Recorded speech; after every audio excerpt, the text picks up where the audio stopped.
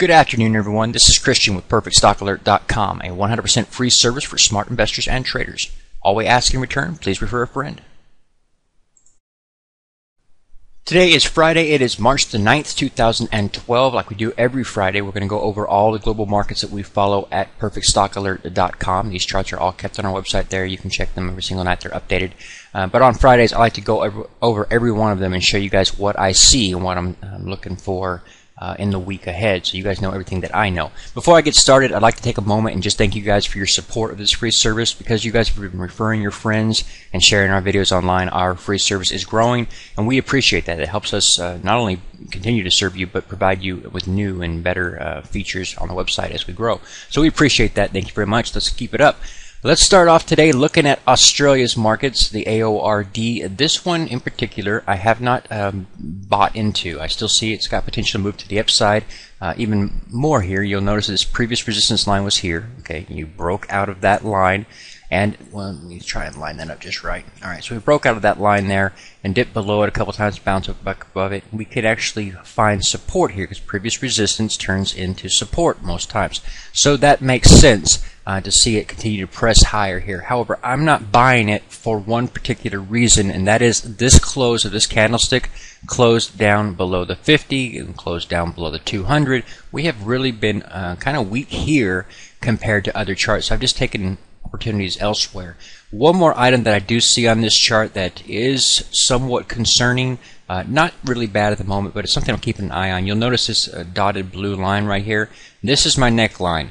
What we're looking at here is a potential head and shoulders reversal pattern. Now, it's not happened yet. It'll be a while, but if we get a run up here, for example, fail to break out to new highs, roll over at this same level and start coming back down, then you may have a situation where you're topping and you're actually going to end up going lower. You will know for sure that it is a head and shoulders reversal pattern from an uptrend to a downtrend when the neckline gets broken, when you break this line here. So if you were to fall back down here and close below that, then you would know in fact that this is a topping pattern, and you'd be able to measure this out and say, well, from the high point here and then move on down to the neckline, measure that distance, and then simply from the breakout point, wherever that would be, measure that same distance and give you some idea of the low point to expect in that sell-off. It's just a target, but it's something to think about. If you don't understand this, I'm not going to go all into it, but there's videos on our free website at PerfectStockAlert.com right there that show you what I'm talking about. It explains the whole thing as well as different signals to look for. Okay, so that's just something I'm looking at. And again, that's could develop and it could not. So it's just, you know, don't give it too much weight, but just something to keep an eye on. The Dow Jones Industrial Average. This is another chart that made a move to the upside. We expected to move to the upside, but we didn't take this trade in the Dow Jones Industrial Average because we didn't have a hammer candlestick formation at the bottom, so I didn't take it. I found other opportunities that were better suited for the trade. And this one, I don't really have a problem with it. I do see the basically a shooting star formation or inverted hammer here on the Dow Jones Industrial Average for today. That's never a good sign. It tells you that there's resistance there. It may be temporary resistance that we just pulled back because it's Friday. People are taking some profits, booking some profits before the next week. We don't really know at this point. What we do know is there is, again, this slight potential here where you've got this little move here, pulls up, and what does she find? An inverted hammer or shooting star, moves over this way, then jumps up here again, makes a higher high, forming what could be a head, pulls back down. Now we have what's known as a neckline trending down here, and then we've jumped back up here and at about the same level as the previous shoulder. What are we getting? The same signal we got before. So this could also be another situation where we're starting to see a topping signal or a reversal signal from an uptrend to a downtrend based on this head and shoulders formation that we're maybe seeing. Okay, really cautious about saying we are here because we may not. You won't know, you won't have confirmation until you actually close below that neckline. So I've drawn the neckline on the chart so you can keep an eye on it. Again, we may just Monday morning break out and move higher, but at the moment I have to draw out what is on the chart, what we do see, both sides, the bullish and the bearish side, and we can go from there. Okay, again, I'm not long this chart, so I'm not really sweating it, but anyway, I wanted to show that to you guys. The French 40 CAC index, this one actually missed on the long opportunity there. I didn't take it for the same reason I didn't take the Dow Jones Industrial Average. No hammer formation at the bottom. Some other charts just look stronger to me. This one here, you'll notice we did not get a hammer formation here, even though we were finding support by the 50-day and the 200-day and the lower Bollinger Band line. All these particular items I didn't buy here because it was difficult to set a stop there. It was, if you were to be a buyer on this signal here, it would stop here. The very next day could easily stop you out and then move higher, so I didn't take that trade. And she is moving to the upside and looks good. I'm not going to mess with it. However, I should have caught this as a buy opportunity for another reason. If you look at this particular chart, the low point here, the lower low here, trending down, okay? Actually, you want to use the closes. So let's use this guy's probably the lowest close. Use that like that. And you look at the same corresponding time frames. You can see this here, the momentum indicator from the ultimate oscillator there and there. You can see it's trending up, okay? That tells you that this is just oversold here and it's going to bounce back to the upside. So we should have taken that opportunity, but I missed that. I overlooked it. If you don't know about this particular method of trading, you can study the Ultimate Oscillator on our free website at perfectstockalert.com, as well as many other items under the, not the trade school, the chart school section will teach you the technicals on that, okay? Anyway, I didn't take advantage of this and it has moved to the upside. I'm going to let it go. The German DAX composite, this is another one I could have taken advantage of, but I just simply didn't for different reasons. I had different stocks on my mind that I was trading and different averages. But this one here did give you a little bit of a wick out of the bottom here, a little formation like a hammer formation there. You can show some support there, and the next day you get a move to the upside, but she moves so high, by then I'd have to be a buyer here with a stop down here. My gain potential is here. My risk is here. It wasn't worth the trade at that point for me. This one you didn't get the indication that you'd seen with the other, with the French markets. You have a low point here and lower here. Then we look at the same corresponding time, we get confirmation of that downtrend there. So we wouldn't have had that trade opportunity based on the ultimate oscillator like we had on the French markets. Quick little look here at gold. We've traded this successfully in the past. I want to do it again. I've went ahead and listed this as the stock, or not the stock, but the newest alert I have for next week would be in gold. You could probably play it in silver as well, but I'm not going to. I'm just going to do the gold one here. A couple of different things you've got going on. You've got this previous resistance point that was here. You had the breakout of that point. Draw that out, make sure it's straight, okay? And we've broken out of that here, so the resistance line is now acting as support. We pull back to it here, jump up over it, and then we pull back below it. This was a mistake. You shouldn't have gone that low. You've fallen well below the support line that you have actually up here. We talked about this in the past as being an opportunity to be an easy buy, expecting price activity to come back up to that support line at least. So that's what I would be doing. I'd be a buyer of gold with a stop set off this low here and be looking for her to move back up here at least, and probably to test this previous high. So that's something you think about. And again, there's also something else. Clean that up. You'll notice that the 50-day and the 200-day moving averages, notice that you've got this 200-day moving average right here. She does not close below that. That's a good, strong chart. Whenever she doesn't close below the 200-day, she's strong, still bullish, strong, and everything that we like. She did close below the 50, but that's not as important as the 200. Then she's come up here, and then she pulled back intraday today, touched that line again, and jumped back up off of it, making a series of higher lows and higher highs from the close. Actually, I should do it this way. Anyway, the chart looks good to me. I'd be a buyer. She has already tested her low and found support there again at a higher level, showing that buy pressure is increasing here. Also, if we look at the ultimate oscillator, trending up actually faster than prices. Prices for this same time period is trending down ever so slightly. So it's got some room to go before it catches up with what the ultimate oscillator is telling us. In short, I'd be a buyer. The Hong Kong Hang Seng Index, this one we did take an opportunity to issue an alert on that yesterday. Anybody that got involved in that is making money, is happy with that. Stop, I'd keep it right where it's at for now. You could advance it if you wanted to. It's up to you however you want to do that. Well, we do have a stop ever so slightly just above this 200 or this 50-day moving average, and also above the 200-day moving average. This is fine. There's nothing wrong with that. We're basically in a situation where she can continue to move to the upside. We like that. Our risk is small. It looks fine to me. I'm still looking for a test of the previous high at that level. All this is fine, and I have no problem with this chart for now. But again, it's personal trading methods. Whatever you feel more comfortable with, that's what I would do. Me personally, it's not a big risk right now from the entry point to the stop loss limit, so I'm going to leave it the way it is. The BSE, or the India Bombay Stock Exchange, this one is another one that I have for you for tomorrow. I like this one. 2 days ago, I put this note on the website, on this chart that was actually on the website. Remember, we update these charts every single night on the website, and sometimes we don't cover them in certain videos, and this one we did not cover in the video, so you only saw it if you were on the website and checked that out. But in any event, we drew this out for you a while back, and we told you that we were selling off here. We had this little situation here telling us this downtrend was not sustainable, so it was being debunked by the Ultimate Oscillator. And then we ended up getting a doji formation right at the same level. Remember, we have this major support line right here. At the same level we expected to see a bottom, we got the doji.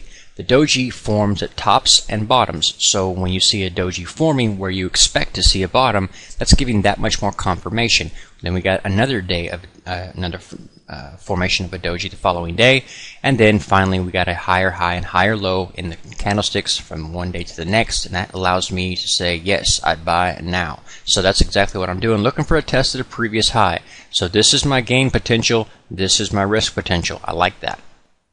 You'll also notice in this particular chart, in this particular situation, we've actually got a stop that is below both the 200-day and the 50-day. Those are great places to have stop loss limits. As long as you have a bullish chart, she will stay above those two moving averages, and closing below them would actually be a bearish indication. You would definitely want to be out of the situation if that happened. But right now I'm very pleased with this position. I would not advance my stop right now. Well, obviously I can't advance it now. I just issued the alert, but you know what I'm saying. I let it run for a bit before I start advancing the stop. The EWJ, or the Japan iShares, this one got ahead of us after we issued the alert. She gapped up way too big for me to actually buy into it. Any of you who did chase it up there at that level, that's just too much for me. What I would do is simply advance my stop. You can see that the stop loss limit would be here when the alert was issued. I would take that stop and move it on up to the low of today's candlestick formation. I know at high risk of being stopped out by doing that. Look, this was the target anyway, so if I'm at this level and I get stopped out, I wouldn't mind it that bad. I don't want to be in a situation where I get pulled back down here, get stopped out, then she reverses again and moves higher on me, or something else happens. I don't know, but I just don't like this situation. That's why I didn't buy it when she gaps up on me like that. Just let it pass. This one, where our stop is not below the 50-day and the 200-day moving average, so it's not as strong a position to be in as we have looked at in the past with other different charts. So this one, yeah, I just didn't mess with. The London Financial Times Index, I don't really have anything to say about this one. I didn't buy it. I don't feel bad about it either, and it can do a lot of different things. It's not anything that I'm really all that concerned with right now. I found better charts in other places.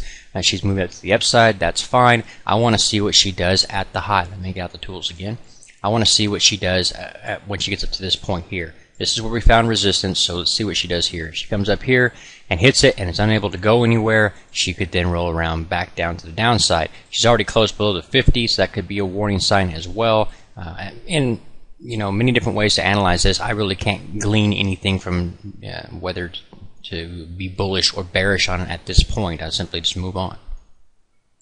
The NASDAQ Composite, this one I like. I was actually a fan of this one about 3 days ago, actually, and you could have been a buyer there. You've taken it up to the high again. She's tested the high. You could be taking your profits there, advancing your stop there, expecting her to continue to move higher, or just you know, doing something other than just sitting here doing nothing.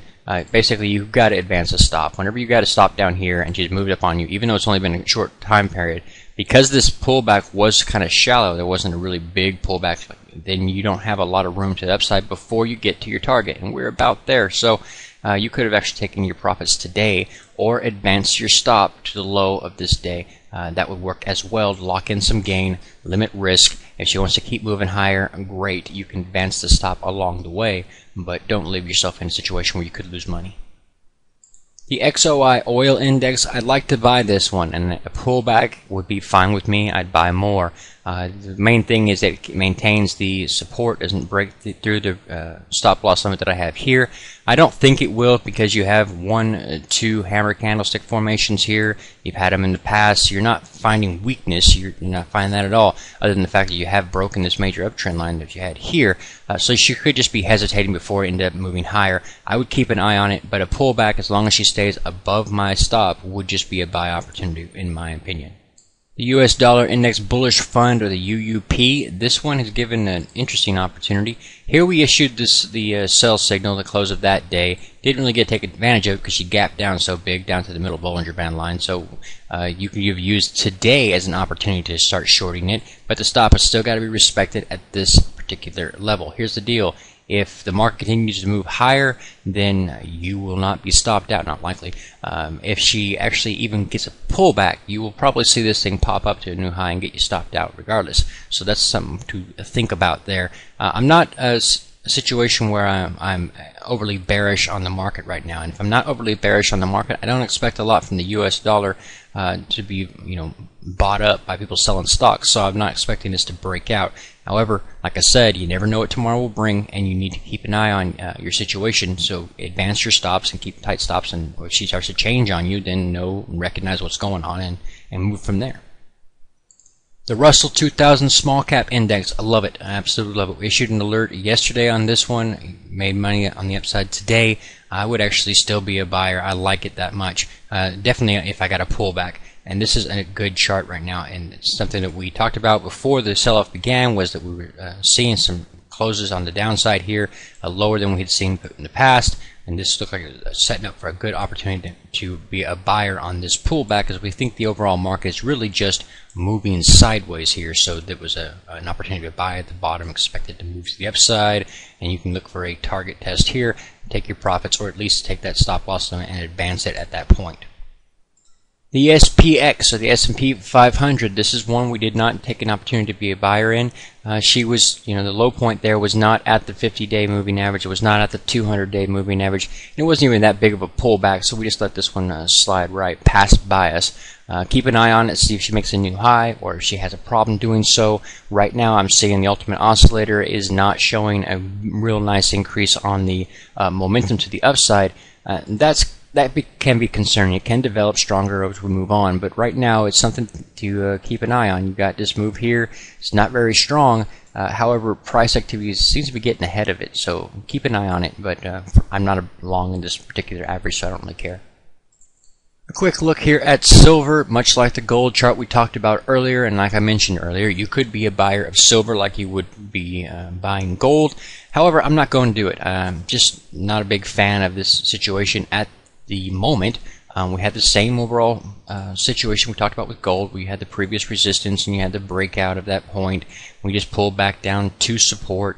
We talked about possible buy opportunities back in this time period here. I told you I didn't like that, and I was willing to pass up that opportunities because there wasn't a hammer formation there. Then we get a little bit lower, and I look at it again, and I just decide, you know what, I'd rather buy gold than silver. The hammer candlestick on gold looks stronger than the one on silver to me. So I just said, and now I'll pass on silver, but I'll take the gold one. I absolutely love Canada, at least I do today. TSX, what we're looking at right now. This one we issued an alert on 3 days ago, conditional alert telling you that if the actual price moved higher than this high here the following day, then we would buy. That's exactly what happened. She's moved up, and she looks very strong to me. I like this. Nice hammer candlestick formation here, another one here, and best of all, my stop loss limit way down here is way below the 50-day and the 200-day moving averages here and here. And also, if this chart is going to remain bullish, it's going to find support above that point. So we're just getting started here. I see a test of this coming. The VIX, or the Volatility Index, this one I would advance the stop on. I've actually already marked the chart on it. You remember back, let me move this out of the way. We had to stop right here, telling you we didn't expect the price of the VIX to break out of there because we didn't expect the markets to actually break down beyond more than just a little pullback and then back up into its sideways moving channel. Now we have seen this this VIX has moved down, and what are we getting here? Yeah, you know what it is. It's a doji, and those are found at tops and bottoms typically. So I'm a bit concerned here that we may be setting up a situation where the VIX could reverse back to the upside.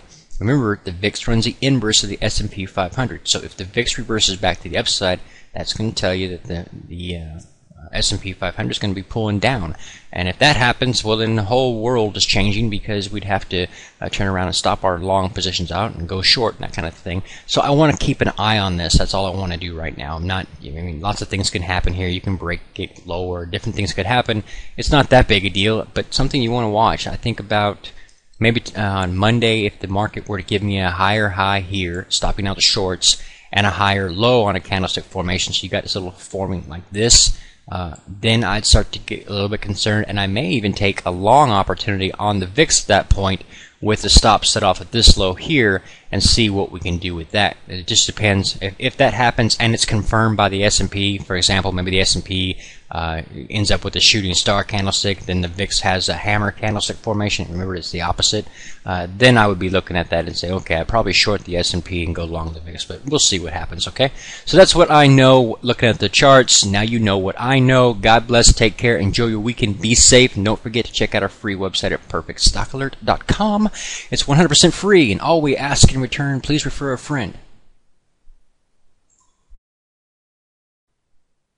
Please take a moment to review our disclaimer. The information provided herein is our opinion only. Under no circumstances do any statements here represent a recommendation to buy or sell securities or make any kind of an investment. You are responsible for your own due diligence. To summarize, we do not provide investment advice, nor do we make any claims or promises that any information here will lead to a profit, loss, or any other result. These videos are for educational purposes only.